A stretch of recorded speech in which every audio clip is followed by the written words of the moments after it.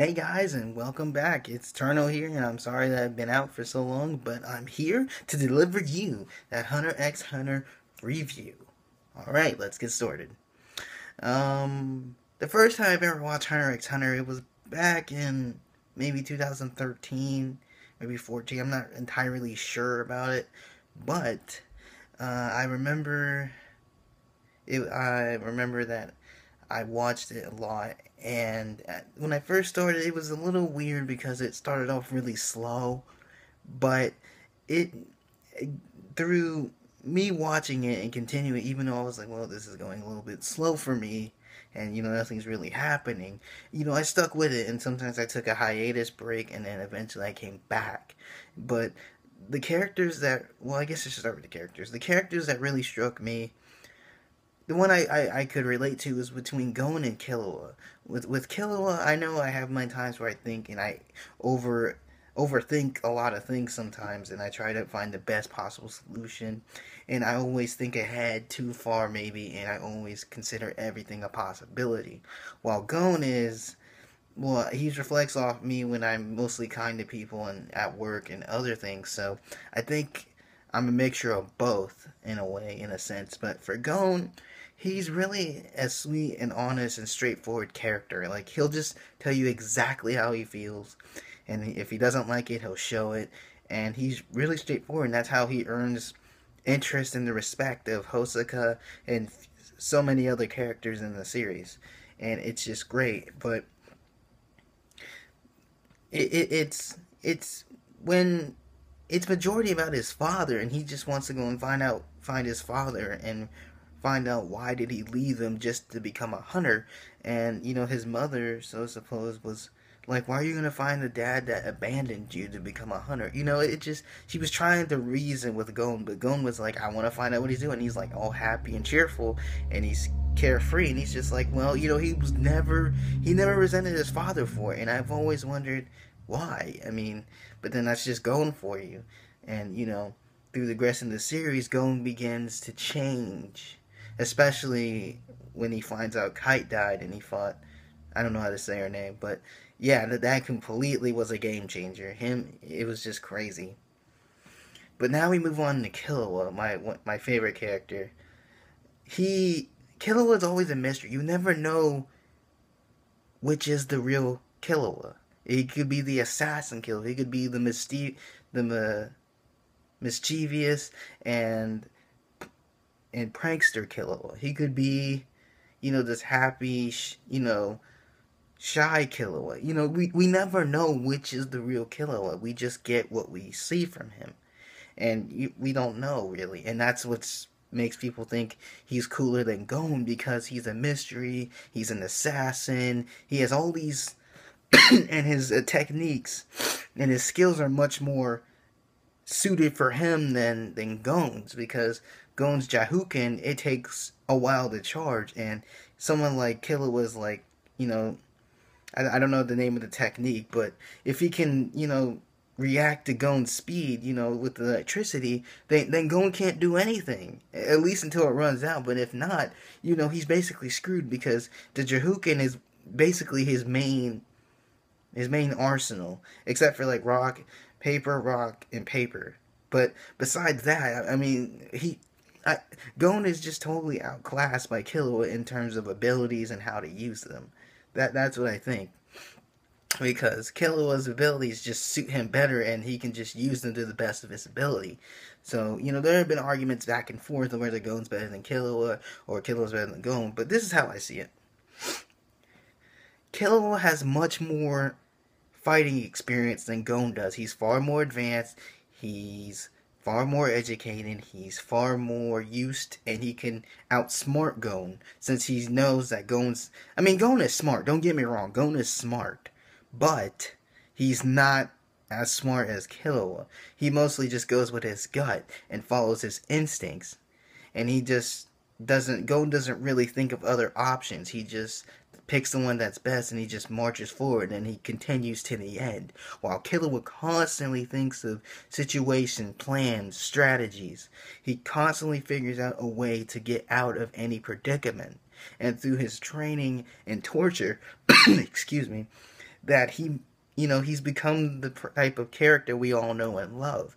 And so he, most of the time, Killua is the one coming up with strategies, and he's mostly the one looking after Gon and protecting him and his well-being and looking after him, because Gon just is just carefree, and that's what worries Killua, is that Gon's weakness is his honesty and straightforwardness and not really thinking of a full plan, but instead trusting his instincts and continuing just going straight ahead without even any caution whatsoever.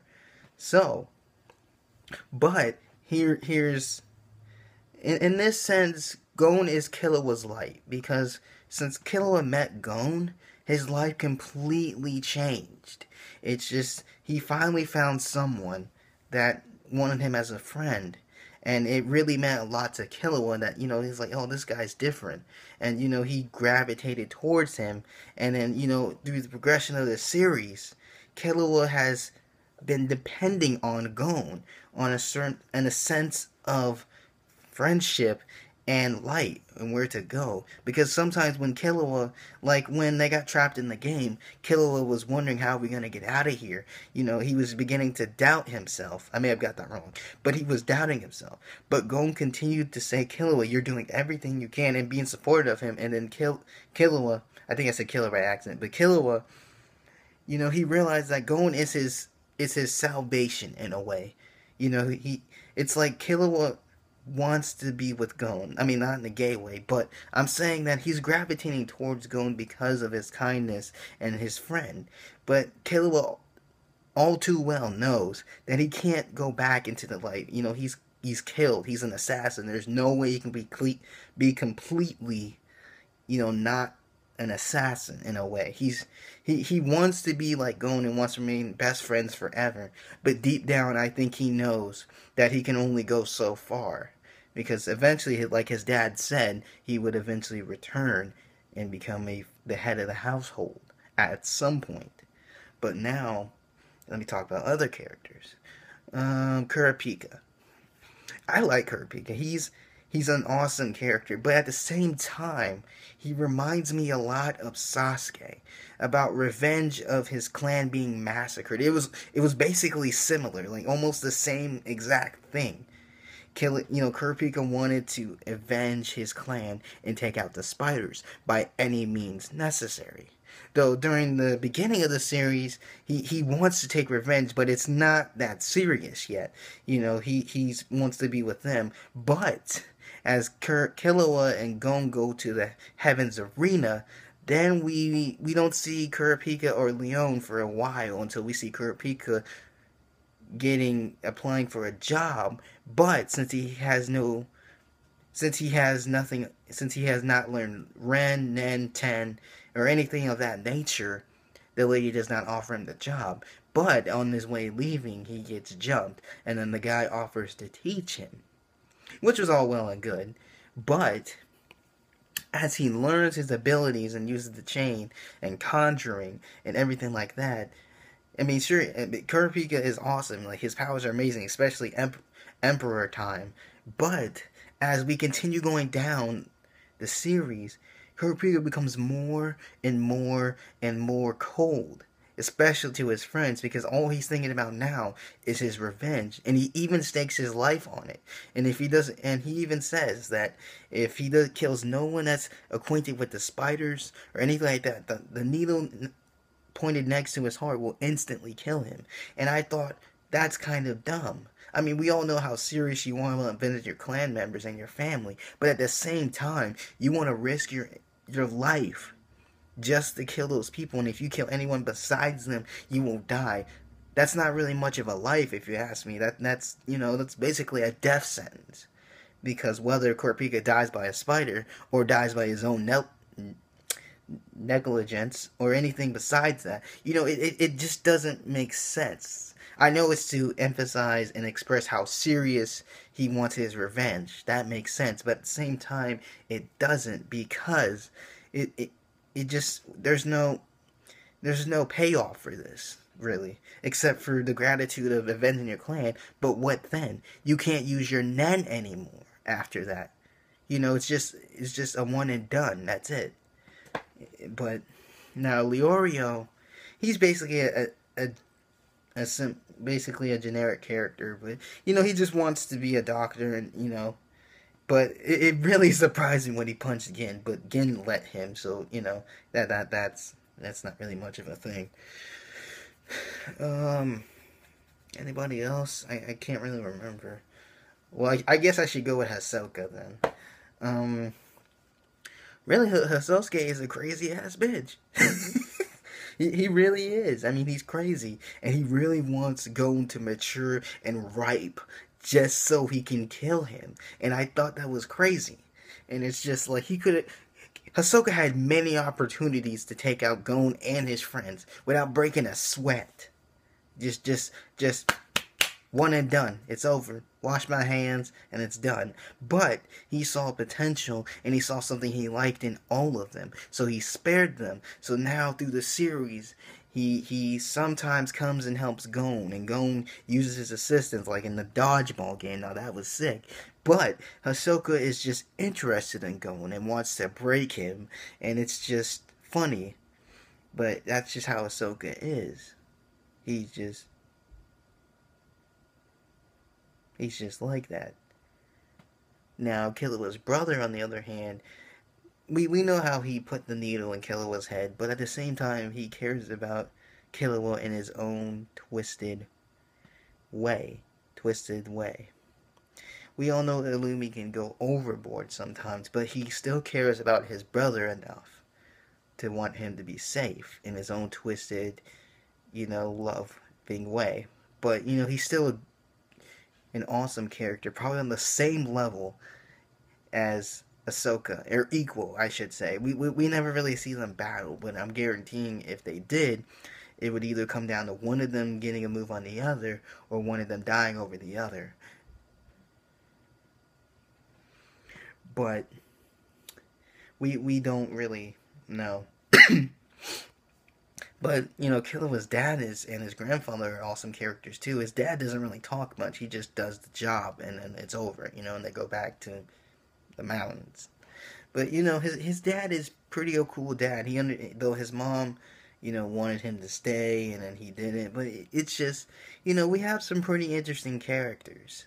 Especially, what is his name? It starts with an M. Maniri I think. I don't know. I'm butchering the name in some way or some fashion, but he's a great character too, even though he was evil, but he met people along the way, especially this one girl that started talking to him about life, and then during the course of the end of the series, he's beginning to see things differently in a new light, taking them to heart more. And it made me sad that, well, before I knew he was going to resurrect, it made me sad, spoilers, that he died, because it made me think that he wasn't really all that evil. It's just that he just didn't understand and he didn't know. So when the girl was constantly teaching him about things, his eyes started to open and he realized certain things that he didn't before. So he was changing, but still, even the old man knew as they were fighting that he was changing. But at the same time, he could not take the possibility, the risk of letting him live, just on that small possibility that he would actually do the world good, but instead turn evil in the end. So he just had to kill him regardless of his morality or feelings. And I understood that, and it was just sad, and he was like, it's a shame, because he really believed him as they were talking, and it was just like, it just had to end. One of them had to die, and the other one had to live, or both. And one of them died. But that's really what happened. And, it made me sad to see him go, because he was an awesome character. But, that's really it. I guess I should talk about,